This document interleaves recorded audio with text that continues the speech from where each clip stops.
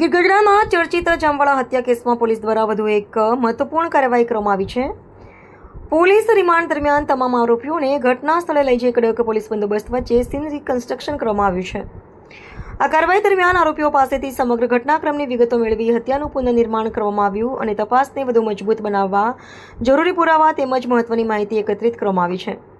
Police હાલ સમગ્ર કેસની તપાસ અંતિમ તબક્કામાં આગળ ધપાવી રહી છે. તપાસ પૂર્ણ થયા બાદ આરોપીઓ વિરુદ્ધ કોર્ટમાં ચાર્જશીટ દાખલ કરવાની કાર્યવાહી હાથ ધરવામાં આવશે.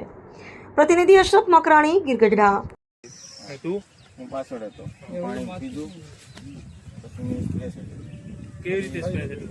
ગોતો સૂતો તો ત્યારે છાંટ્યો કે સૂતો હતો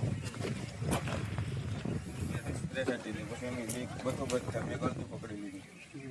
આમ બે બે બે બતો બચ્ચા તો હજી ભાઈ પથ્થર લેવા પેલા ક્યારે બાકીના પેલો આ કરણની દેવો એ દેવોની રાડે રાડ છે ને ત્યારે ધોડીને આવી ગયા હતા. તમે બોલાયા હતા એટલે હા આવી જાવ હા. સ્પ્રેસ છાંટી દીધો. બે ભેગા હતા પાછળ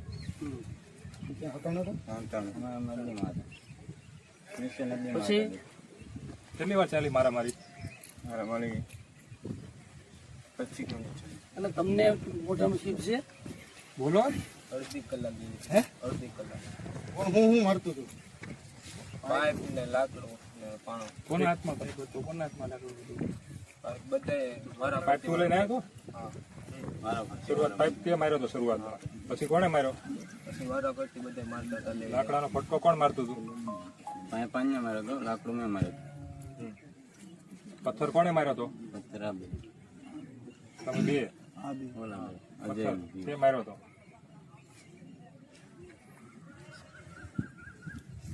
જમવાનું પતી ગયું હતું? પછી તો ઘરે જમીન આવે છે, હું અહીં નતો આ જે જમ્યા હતા એ જમી લીધું. 12 વાગે પાછા શરૂ કર્યું એમ.